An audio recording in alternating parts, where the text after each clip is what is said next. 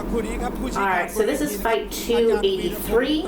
It is Chuek, and I don't know, I think I have maybe 18 to 20 Chuek fights. I don't know, maybe this was 17. I love Chuek, it's a lot of fun. This was up in Kamphaeng Phet, which is kind of in the middle of Thailand, and I'm fighting Pornapha.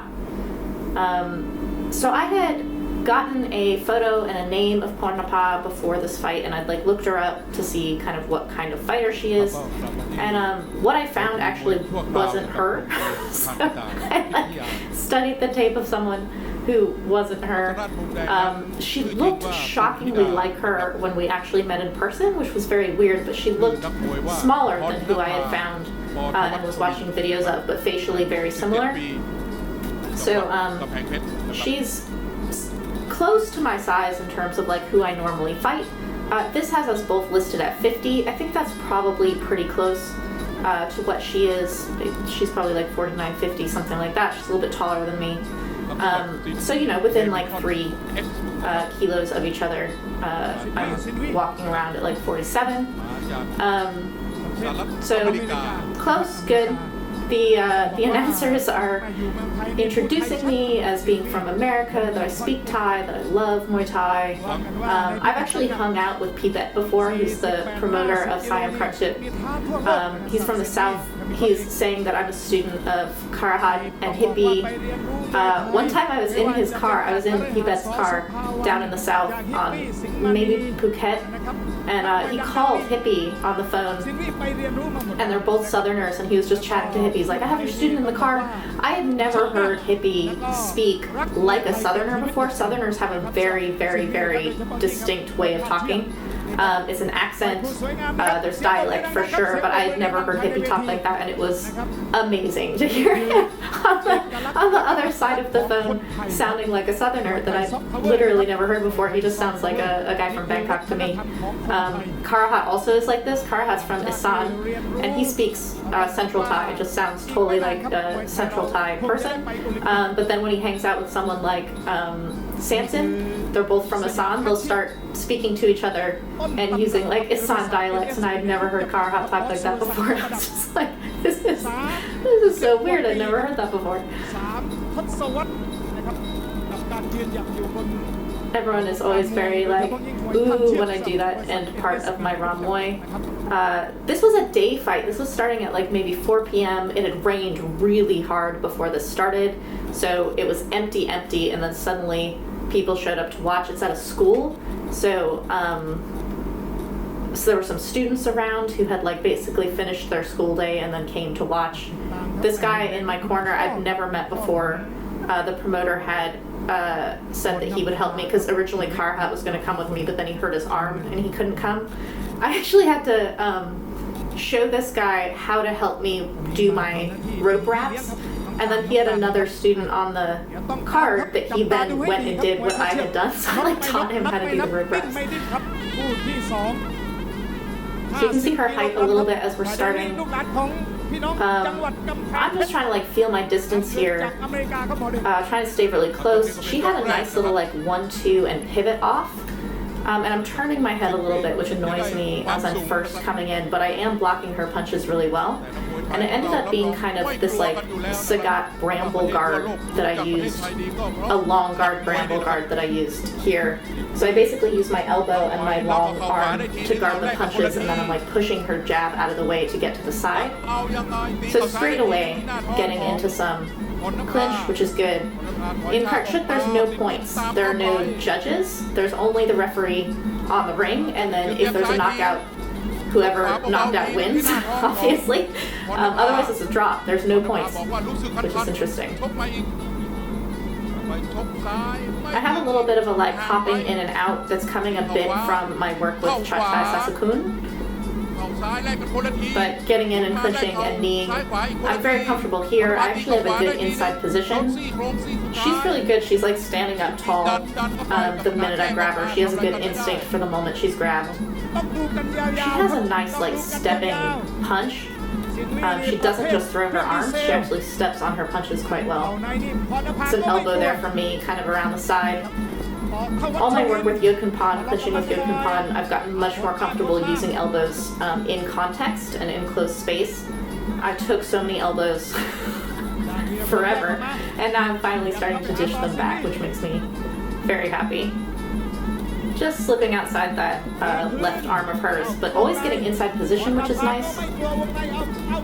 You'll see cameras kind of focus in on like the torsos of fighters when knees start being exchanged. That's really nice the way she like guards with her leg up and then punches as she stomps down. I'm definitely getting some knees and elbows in here right as the bell rings. So good start for me. This was basically a feeling out round because she was not who I thought she was. She's not whose footage I looked at getting ready for this fight. I really didn't know what to expect, but like while it was raining really hard and we were all getting ready before the fights, she was actually right next to me. Her and her family were right next to me. She had a sister who's maybe a really good friend, but looked like a sister, who was like braiding her hair, and then her dad is her coach and he was getting her ready. And I thought that her mom was actually going to be fighting this other woman who was there who's like 60 kilos. And I'm like, oh, this is amazing. This woman is so much older and she's going to be fighting. And it turned out to not be her. She just had gotten her hair braided because her daughter was getting her hair braided. So I misread that situation. But I was very excited by the idea that this older lady was going to be fighting this other woman who was from Iran, who was also on the card. You can see here on this plate, this is when they go to commercials, so you guys are going to be having me talk through what would be a commercial, but in the gold it says Sayam Karchuk and then it's Pran Kratai. So Pran, you guys might know from Pran Soproy Kim, which is Yokunpan's elbow hunter of 100 stitches, so it's like a poacher or a hunter. So Pran Kratai means like a rabbit hunter. So the school that we were at, like where this actually was taking place, is in a district called Pran Kratai, which is the rabbit hunter. There's a temple near us that's called the Turtle Catcher.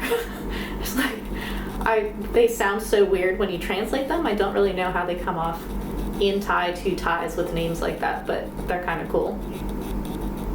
Sayam Karchuk is a little bit like Thai fight in that it's subsidized or gets kind of promotion monies by sponsors that help with internal domestic tourism. So that's one of the reasons that Karchuk is always in different places whenever I go to fight. It's they go to the south, they go to the middle, they kind of go up more to the north, and it's kind of a way to drive domestic tourism. These guys would be coming in a little bit later. You see this a lot when you watch Muay Thai on TV. The sponsors of the show will have the fighters hold these like cardboard advertisements for them. The thing I find really funny about beer companies, there's Leo, there's Chang, they all always also have a water brand, because in Thailand you're not allowed to even hold alcohol on TV. So like in your commercials, not only can you definitely not be drinking it, you can't hold a bottle of beer or a can of beer or a glass of beer. So they have a water that they sell. So Leo has water, Chang has water, and they'll have a commercial that totally looks like people partying and having friends over with beer and like chonging the glasses, but it's water. It's like, let's all get together and drink water. It's a very culturally interesting way to get around it that you'll see in Thailand when you watch TV. Round two, trying to cut off the ring more, stay close, kind of pressure her. She has this very good idea of like striking and moving. She like hits and pivots. This is very well trained kind of boxing footwork that she's doing. I'm just staying too close to her, but see how she like comes down with that 1-2? This is very good. She's like a clean little fighter. See how I'm like catching her punches on my elbows? This is, you can use this in gloved fights, you can use this in like small MMA fights, whatever, but having someone punch your elbows hurts their hands, and they punch lighter and lighter as you go. That was nice. She like tried to come at me a little bit there. I'm just trying to stay close. I'm basically able to block her punches and then come in. Got a little hook there. When we get into the clinch, I felt pretty dominant in that distance. I think it's this round. She got a good knee in on me that kind of like took the wind out of me for a second. I didn't let her know that. I didn't like show any of that because I didn't want her to feel like she should do that more. But she had a good knee, and I found out after the fight she's also Muay Thai, but didn't think she could fight me as a Muay Thai, so her strategy was this punching and pivoting, which she's really good at. There she was coming to knee me, and I hit her standing leg, which is how I dropped her there. Ooh, I landed a nice elbow there, and she just elbowed me right back, like very fast. Some of these women I've been fighting recently, they elbow back really fast when I land an elbow, and I'm like, I'm like not ready for it. They're not hurting me or cutting me or anything like that, but it has this like bang bang thing that I really appreciate in terms of their own comfort with elbows. So here we're going to another commercial. My corner between rounds, they didn't know me. So they saw what I was pretty immediately in round one. So they were basically like, yeah, just keep doing that. Like grab her, knee her, do that.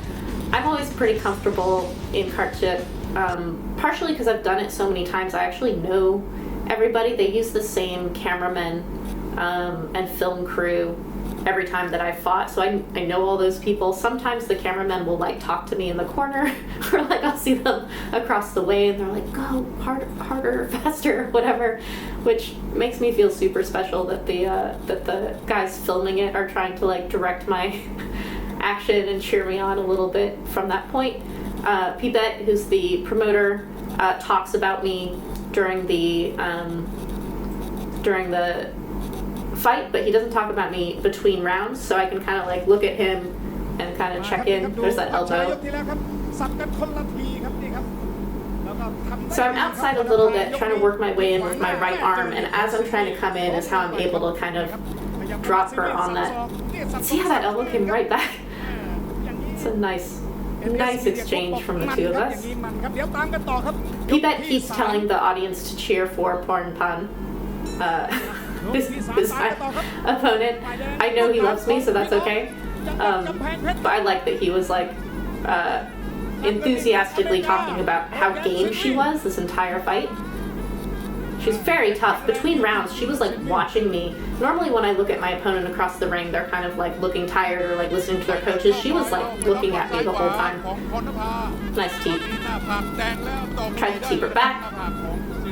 She has a nice fast 1-2. They're kind of used like a teep. They're to kind of like keep me off of her. Because I'm blocking her, they're not doing much, but I think that if I had like a more open guard, those 1-2s would be popping me pretty good.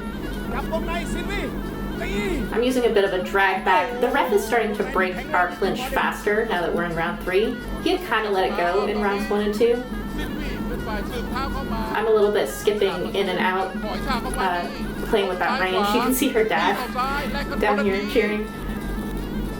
I have her arms pinned down, and I'm actually trying to topple her, but she kept upright well. But when I have her arms pinned down like that, she doesn't have any leverage to knee back. There's she coming in with a strong leg. I was able to come outside of her left all the time. There, I think I might have gotten a knee into her head, not with very much power because of the angle. Here I'm getting her bent over quite a lot, and the ref is starting to save her much faster. Pibet actually mentions this in his announcement. He's like, the ref is saving her, which I find funny because in Chuek it's knockout or nothing, but they like won't let me knock her out.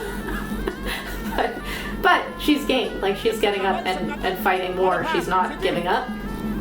So the ref is right to let her keep fighting. So here I have a bit of a like body lock situation going on. I need to be like turning her or kind of like coming up high. So action in round 3, building a little bit, but kind of doing mostly what I'm able to do and staying close and then starting to punish her. She's doing mostly the same thing that she's been doing in rounds 1 and 2 up into 3, which is this kind of like punching to keep me at distance and then pivoting off. These are really good decisions that she's making. If I were yelling at her from her corner, I would tell her to throw a kick at the end of that. So like you have the 1-2 pivot off and then kick. But again, there's no points in Chuek, so that kick actually isn't necessary unless it's going to be hurting me. I think going into either my first or second Chuek fight ever, I was filming with Sagat for the Muay Thai Library. So if you go back and watch the first and second Sagat sessions, this was me getting ready to go into a Chuek fight. I wasn't preparing with him, that's just what my next fight was. And I was telling him about it, and he was like, in Chuek you don't need to kick, just punch and elbow. I was like, okay. I had no elbows at the time. My punches, I have good punches, but I was never like very comfortable with them. So I'm like a knee fighter in Chuek, which knee fighting you can knock people out, but kicking you're not really going to knock people out unless you really hurt them or get like a head kick or something. So her not kicking at the end of that pivot is like, in Chuek, not a big deal. If this were like a regular Muay Thai fight, that would be a way to deal with that beautiful punch and pivot. I'm really happy with the way I'm cutting her off. Like, I'm staying right on her. I actually started doing a hop in, so you'll see me raise my knee here and hop in. That's a way to kind of dissuade her teep that she was having a little bit of success with. She does that leg raise and then punches off of it. I think I start doing that a bit in this round, but I do not have a 1-2, so when I step down off of my knee being up, it's like a hook or a cross, but not the 1-2 that she's throwing. That was a nice pivot and punch on her part right there.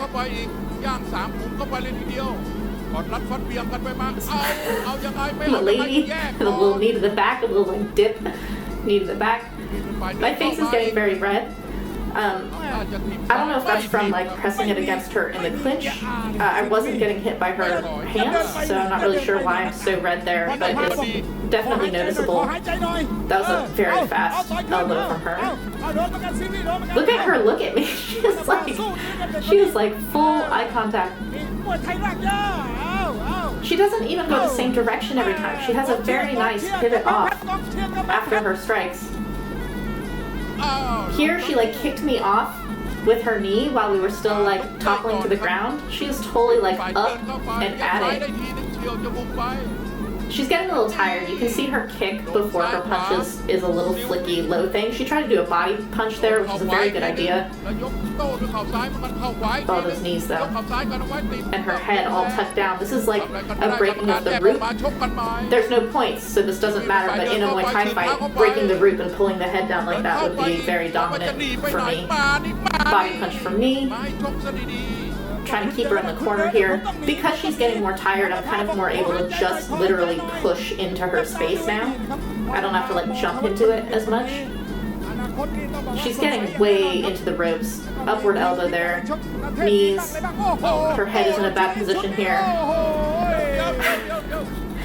So here's the first count. She gets up.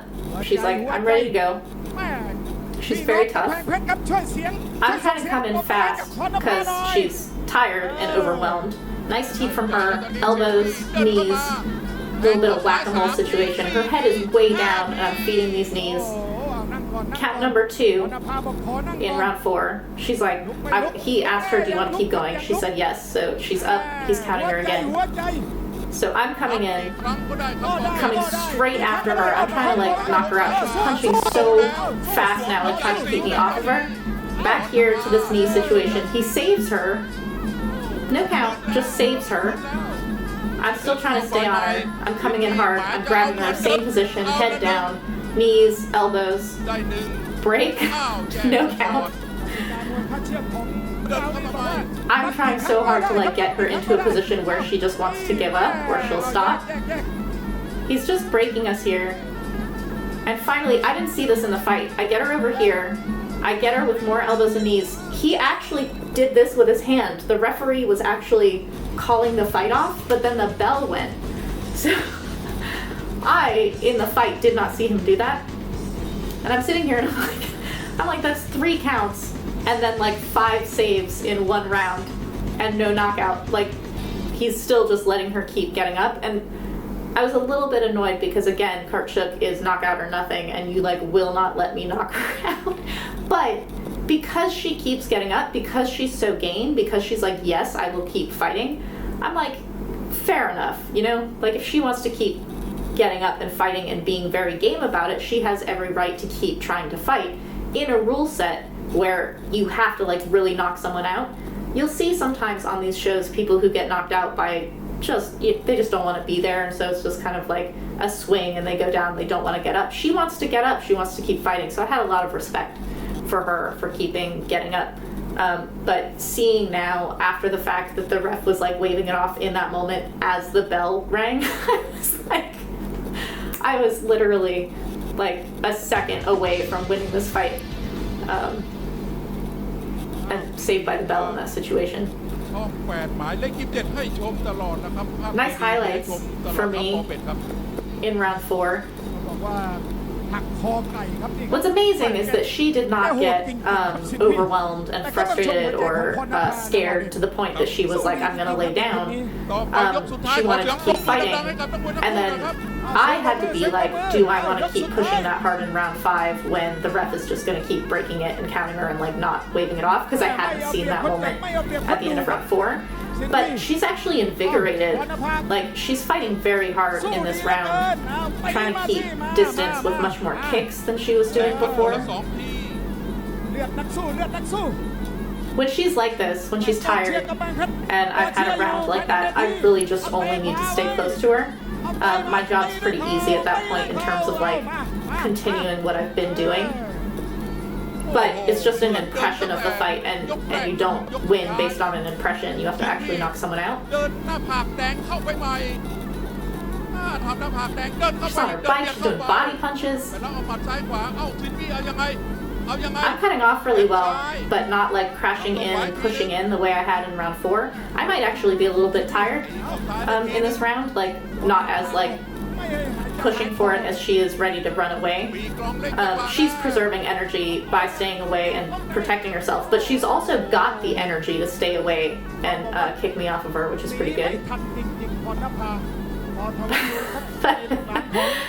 The announcer is talking about how the ref keeps saving her though, so it's notable.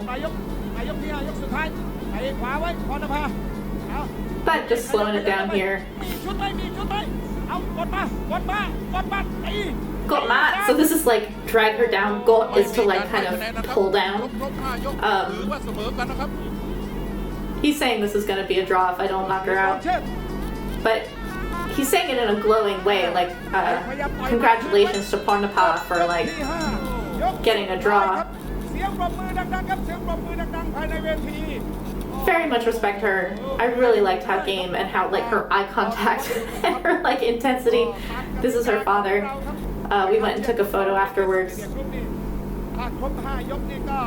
But this is also kind of a nice thing about Thailand, like the fight's over and you just like do the thing, get out, and the next fight comes in. There's not a whole like big long thing between ceremonial getting in and out of the ring. You just announce who won or the draw or whatever, and onward you go. Fight 283. Howdy. I am outside fight 283. It was Chuek, so it's knockout or draw. I got her counted 3 times in round 4, but it was not a knockout, so it's a draw. I'm happy with my performance. I think that I grew a lot and did a lot of things that I wanted to do. I think that my mental preparation coming into this fight was really good, so I'm going to try to actually make a vlog about that. But look at how pretty this area is.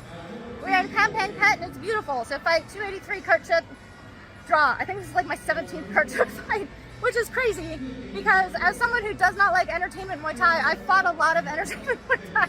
I fought like probably, I don't know, 20 entertainment Muay Thai fights for someone who does not like entertainment Muay Thai. But Chuek is awesome and I'm always very happy to bet when he puts me on these shows. So thank you for that. And my opponent, man, Chai Su, like amazing. Pornapha is her name.